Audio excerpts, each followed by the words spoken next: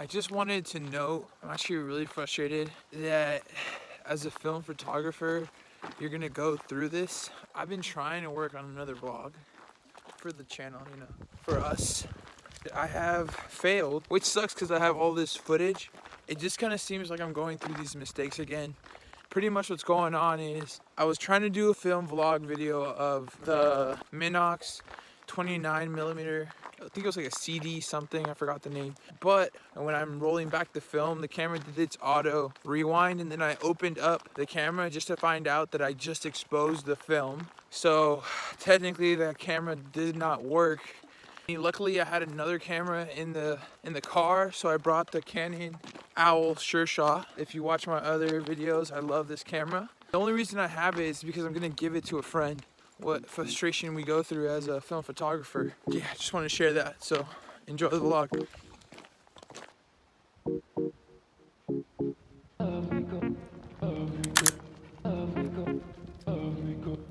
Just took the first shot. I did load 400 lomography color film into it. I've never really shot with this with detail, but it's the roll that I had on me. I usually shoot a lot of Kodak gold, but we'll see what the difference is. I believe this film is a lot more saturated and a little bit more pixelated. Kodak just smells everything. It is technically golden hour, but we're surrounded by all these trees, so hopefully I get a good chance to actually get a good shot. We're trying to rush up this hill.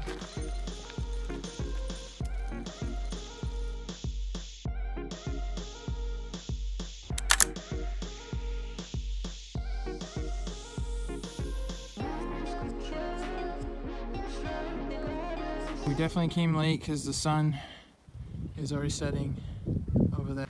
It is what it is, right, Kodak? Let's go. Happiest dog when he hears that I'm let go of the leash. Kodak! Get some water.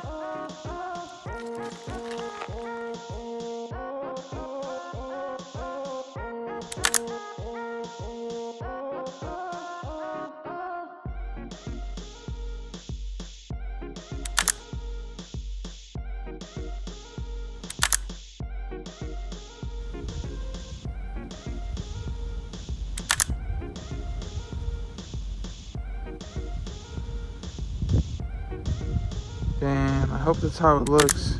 That's a dope angle, a dope shot, but probably not. Okay, came out.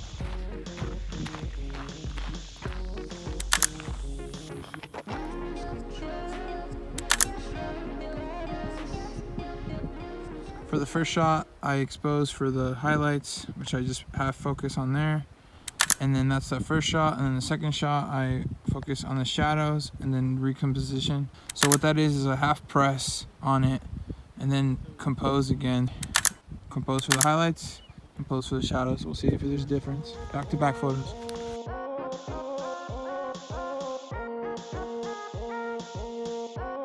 The first shot I just shot normally, just trusting the Canon with the 400 lomography, seeing how it determines the shot. For the second shot, I did the same exact photo, or exact framing. I just turned on the flash to see which one came out better in this lighting scenario.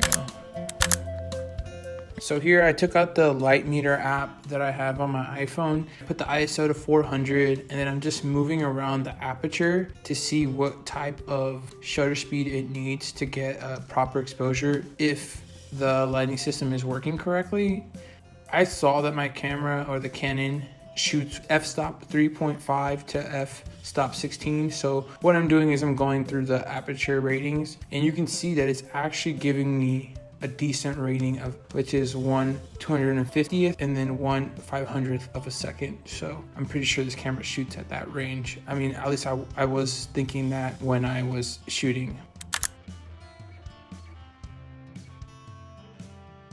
I noticed myself taking a lot of landscape shots, so I guess when I go hiking I should just take your camera that is for landscapes. It's a good test to see how a point and shoot does on a hike like this. I mean, especially 1 hour before sunset.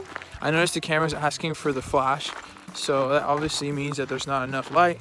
It wants to provide that light, but for a landscape shot, the flash is obviously not going to work. I mean, I'm just curious to see how these landscape shots come out on the Canon Owl Sure Shot.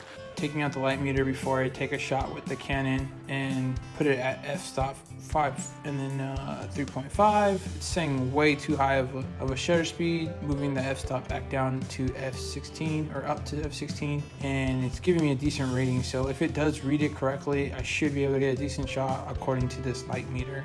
But it's all up to the camera. I mean, it's automatic, so it's however the point and shoot reads it, which is kind of crazy.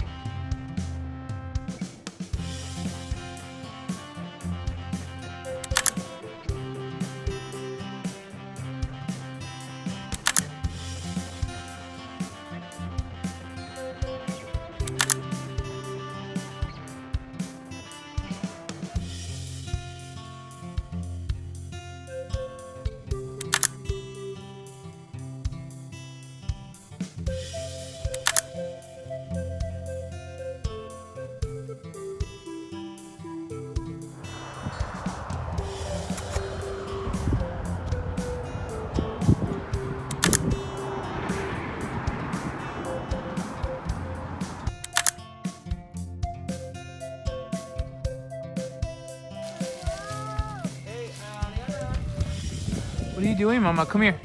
Don't follow Kodak. Come here. Mama, get down because Kodak can climb. He's good. You can't climb. You can fall. Okay? Let Kodak turn back. Let's see. He'll come back if we leave.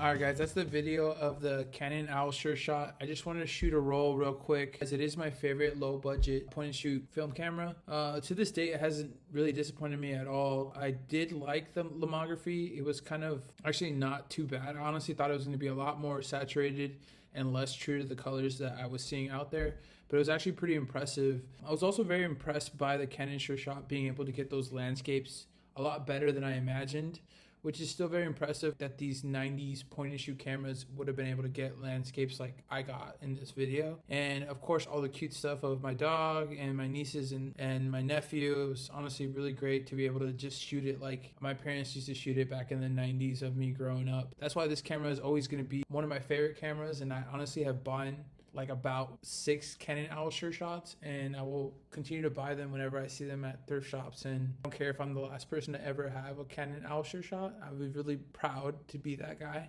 I honestly give all my friends and like siblings the Canon Owl Sure Shot because it's a great camera and it'll always have a special place for me. Thank you guys for watching. Hit that like button, subscribe to your boy for more videos like this. And don't forget to comment what you think. Let me know what your favorite shot was that I got on this Canon Owl Sure Shot. Until next time, thank you guys.